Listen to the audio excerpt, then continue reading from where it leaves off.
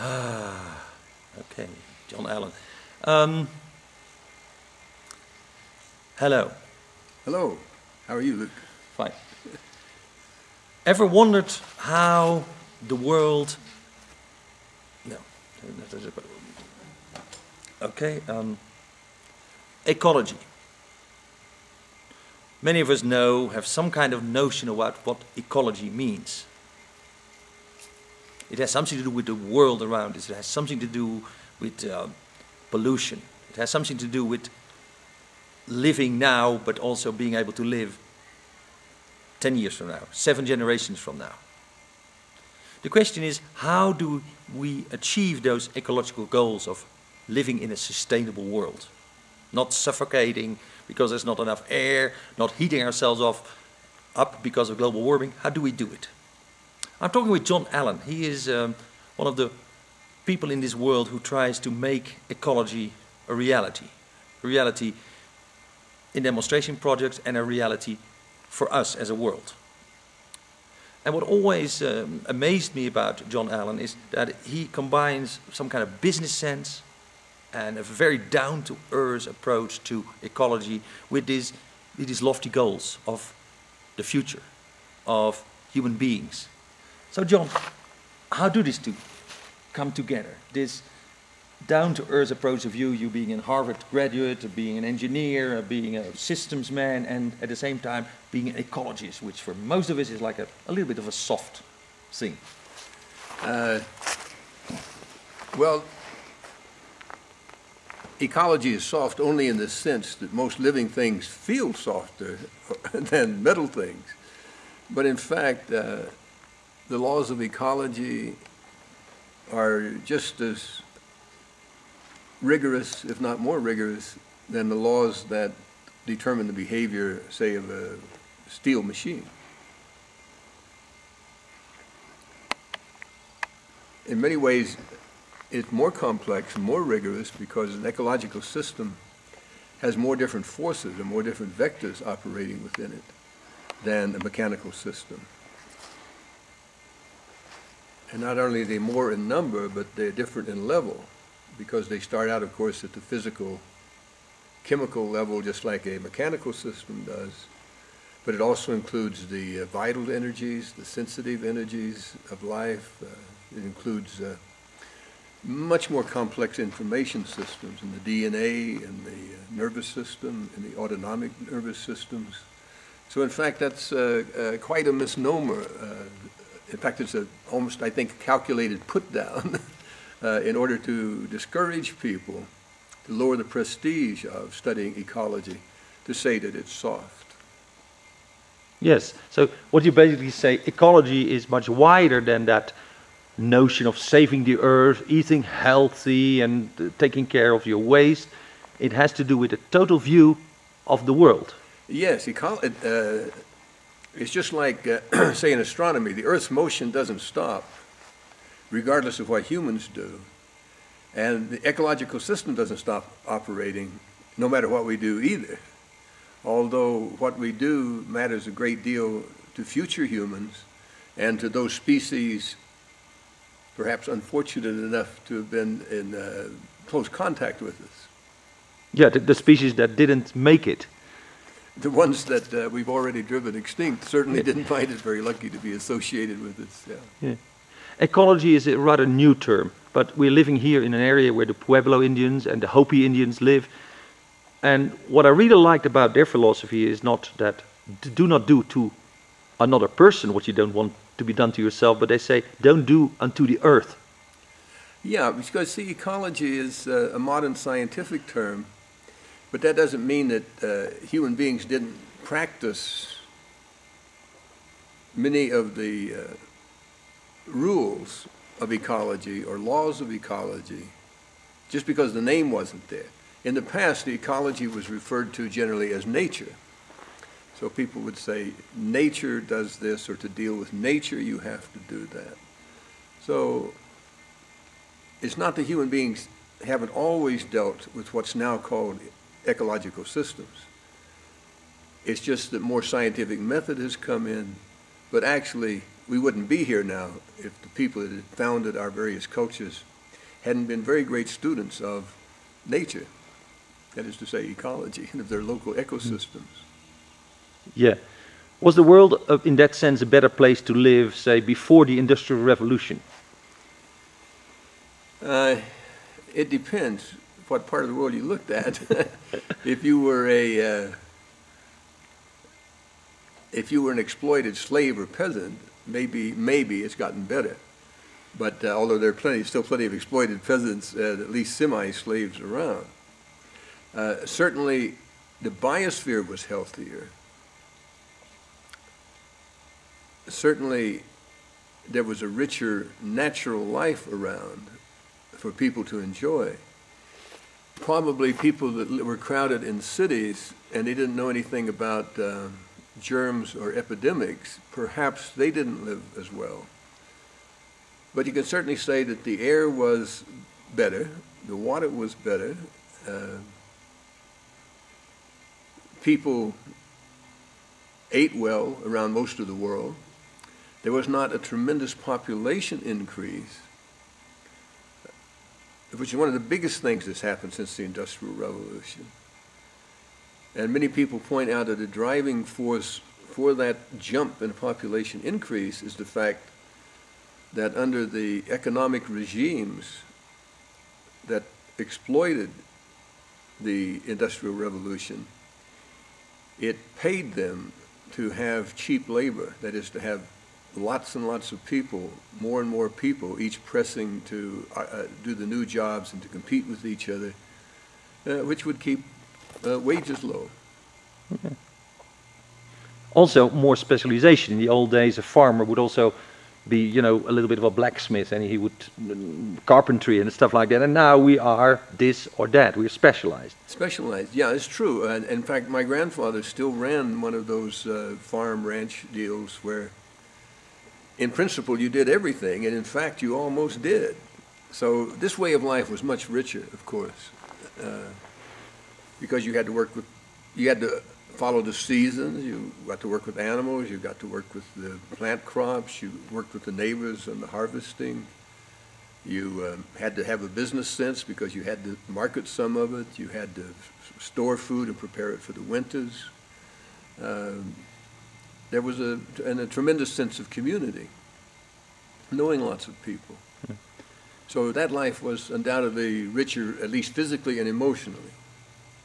But there is another side to things, and that is organization. And what strikes me in your organization, the Global Ecotechnics, and you have operations all over the world, and you did the Biosphere too, is that you have what I would call sound business principles, sound engineering principles applied to your work in ecology.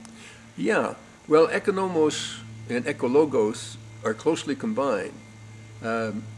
Economics means rules of the house, and ecologos means the structure or the laws of the house, that is, of nature. So the rules, economos, relate to human cultures, and the ecologos relates to the laws of life, whether or not there were any human cultures around. So both of those realms have to be dealt with. That is to say, we're going to be out of touch and destroyed by our contact with human cultures if we don't practice basic economics. And we're going to be out of touch with life and degrade our way of living minimally, maybe more disastrous than that, if we don't deal with the rules and the laws of the living systems. So really we have to do ecolonomics, that is the ecology of economics and the economics of ecology. The two really have to work like my left hand and my right hand. Now we have, in business, we have principles, you have functional organizations and you have hierarchical organizations, but you have very specific ideas of how your organization at least works, how you put it together. Well, the basic principle is that it's task-oriented or project-oriented. Some organizations can be, say, authority-oriented. That is, somebody sets up a company and so runs the company, reporting to a board of directors, and other people carry out these orders, and the company is a success economically if it makes money. That is, it makes profit.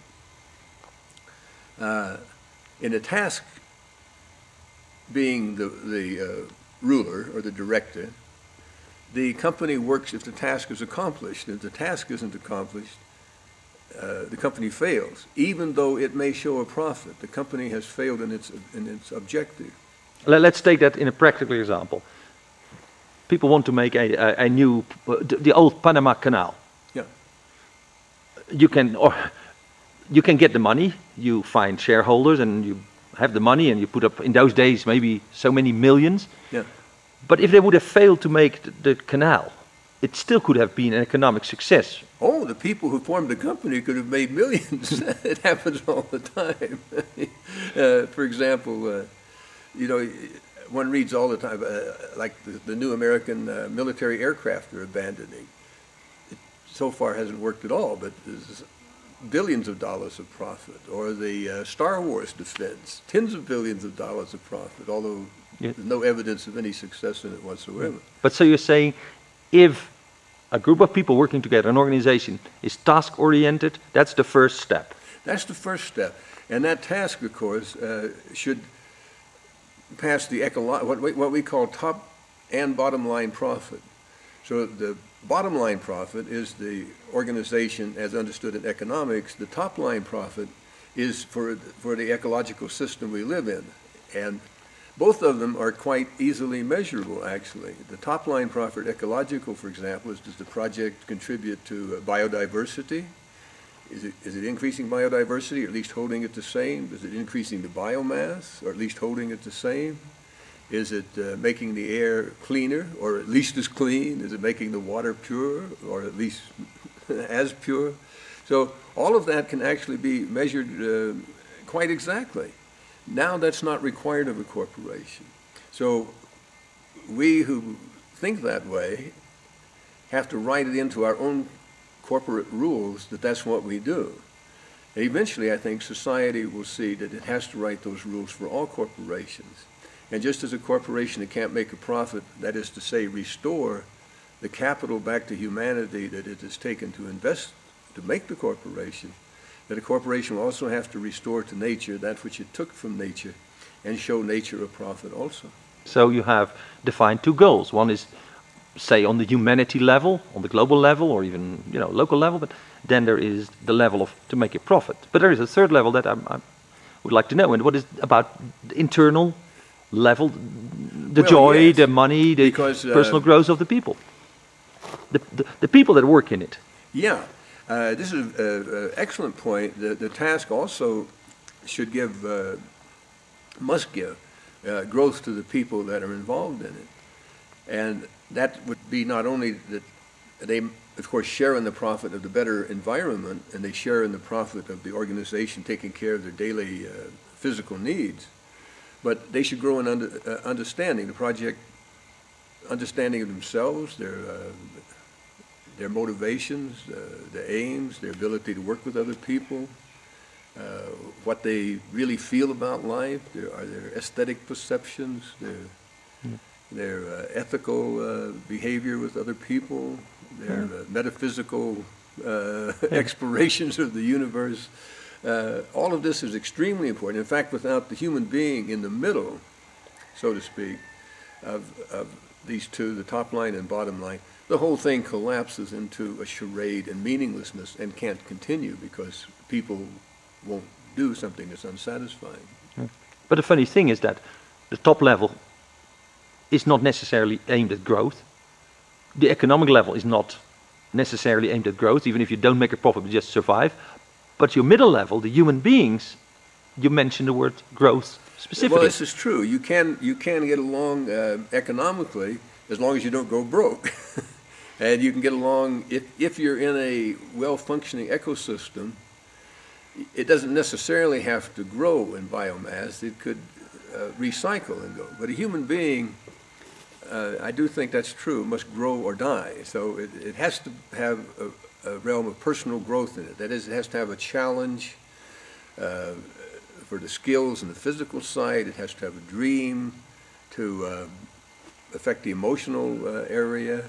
And it has to have genuine difficulty so that the intellect is fully engaged. And then dealing with other people on a non-hierarchical basis, maybe holarchical,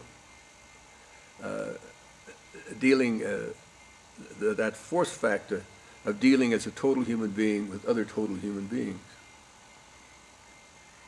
Well, so we have 3 levels that we have to, but now the way to do it, you emphasize very much the word process, the word system, not isolated action, but taking into context and also taking into effect this time. It is a process. It starts somewhere, it ends somewhere, or it goes on in cycles. These are very essential to the organization you run. Well, it's essential actually to the way the universe runs. For example, much of the world has been cursed with dualism, that there's a physical universe, or material, some people call it, or there's an idealistic universe. Now, of course, the physical world and ideas are important, but what we see more and more, both intuitively in the increased operations of modern life and also by our studies, scientific studies of the world, is that underlying both of those are processes. That is to say,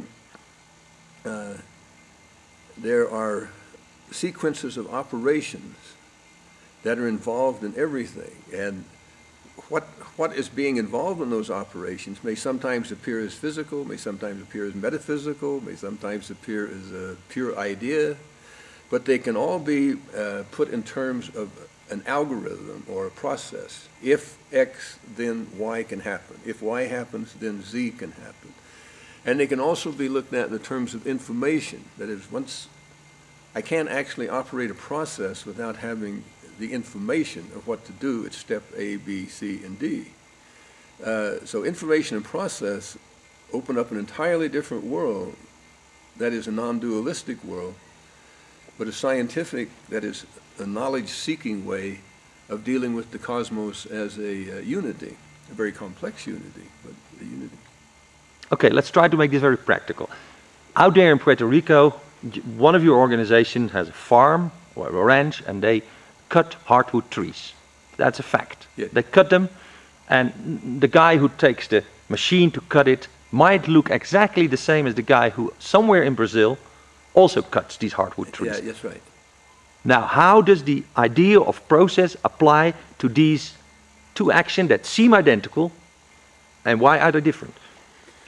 Well, the process in the typical international outfit in Brazil, the process is how you eliminate the existing natural system called clear cutting, and how you institute on that a industrial system to harvest or make so many board feet of lumber at the highest financial profit that you can without causing a revolution.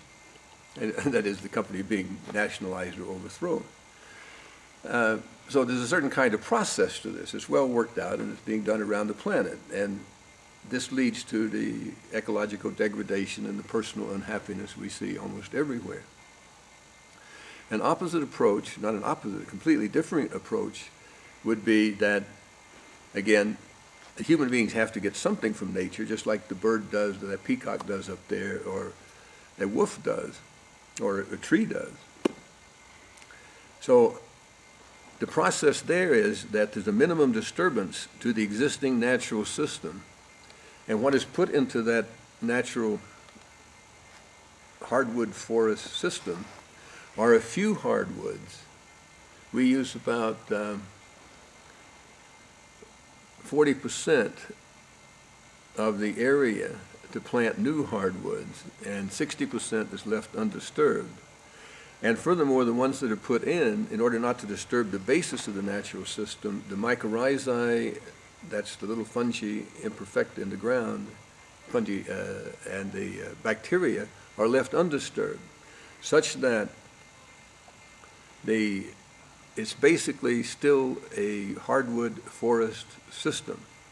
It's not replacing the hardwood forest system with an industrial system. What that means is that you can take out what's called the increase each year. Every ecological system produces an increase. That increase is ordinarily taken care of by the termites. Let's say the extra wood in a rainforest is thrown to the ground, and the termites then eat that and convert that back. In this case, the human beings are operating, so to speak, as the termites.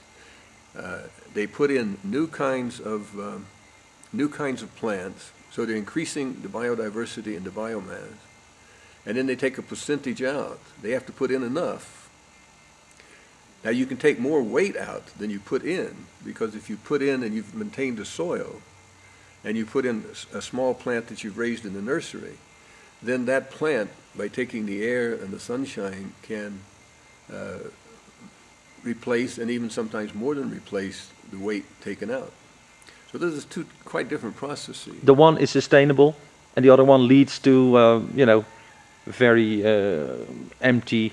It leads to a degradation of biodiversity and of biomass, a degradation of soil, air, and water, and it perhaps leads even to social and cultural disintegration, because there's always a cost of revolution, riots, political disturbances, economic bankruptcies, which are all carefully scratched off the account books. Those aren't mentioned. But there is always a huge debris of human failure that accompanies every successful corporate field, as you well know, as we all well know. Okay, now, as the world gets into a worse ecological situation, we talk about global warming and stuff like that, it feels that we should replace the war on drugs and the war on Iraqis and the war on people by a war not on the world, but for the world. And your operation seems like one of the fighting units, kind of setting up the war, the eco-war, but that in a positive sense. Well, the American philosopher William James said, war or struggle is inherent in human nature as it's evolved. And since physical, social, cultural war is obviously self-defeating, he said what we have to find is a moral equivalent of war. That is something that arouses the instinct to go out and do something and counter something, make your move and achieve objective. So this would be very much, I would say, the moral equivalent of a war. It's a combat to find the processes, the methods, the new way of life that can overcome the reduction of the world of life to a world of profit. Now, if you would ask a general of the regular army how to do this war, they would come up with a hierarchical model and, very task-oriented. Also, say we're going to do this and that and that. If you were in charge of a ministry of ecosystems, how would you organize that war to really help save the planet? Well, actually, even in war, in really tough cases, they don't use that. So they use the task method, like the American Special Forces, at least under Kennedy, when I had a chance to observe them as a correspondent. They were non-hierarchical. There were groups of 8 men, 8 master sergeants with 3 military specialties, and they were given a task, which was to protect village A and B, and to assist the local tribal people with their bows and arrows. That wasn't a total military deal, but where it was actually beyond the capacity. There's certain things beyond that hierarchical capacity. So even the military knows that method. And I admired the Special Forces a great deal for their organization. And I think the image would be that we need to have special forces, so to speak, amongst ecologists, people who have a number of different skills.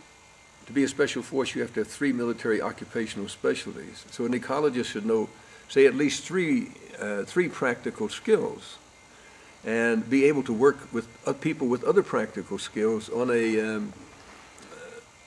on a comradely task relationship. And I think that once there get to be a few dozens or hundreds of these kind of units around the world, and some of them already pre-exist in local cultures that have maintained that tradition. Basically, that's the way they operate. The tribe or the clan is organized that way. Their task is simply to maintain the long-term continuity of the clan and their ecosystem over thousands of years. And in some places that I've been, like in New Guinea, they've done that for 28,000 years in a traceable manner. So it's achievable. The only thing, they don't generally know how to deal with the modern industrial system when it hits them. So the new kind of ecological special forces would have to know how to deal with that as well as the age-old problem. Is that an aspiration of you to say, well, this world needs some better organization in dealing with the ecological problems we face? Yeah, and to do that, the first thing is the tasks need to be identified. You have to figure out there is something to do here, some task to carry out. Mm-hmm. And if you work with that, that will tend to lead you to the way to organize it. So, analyzing the situation and coming up with a way of organizing it. Well, not just analyzing it. Actually, some analysis, of course, is required to identify a task. But besides analysis, there also then has to be synthesis. How would this task, would accomplishing this task assist other related tasks to be accomplished, or would it be set up to be sort of a monument to some local genius that, in fact, is causing more trouble than it's worth? And so we made a little circle here because we're back to systems thinking. Yeah. Yes? And when we must have systems thinking, if we learned one thing, is that reductionist science doesn't work. The world is a nesting, an intricate interplay of many, many systems. It's a meta-system. And one of the major failure of university training today and corporate training is not making sure people understand how to work with systems. Okay, and that goes for all of us. That goes for all of us. And there's no end to the learning about it either. Okay, that's it.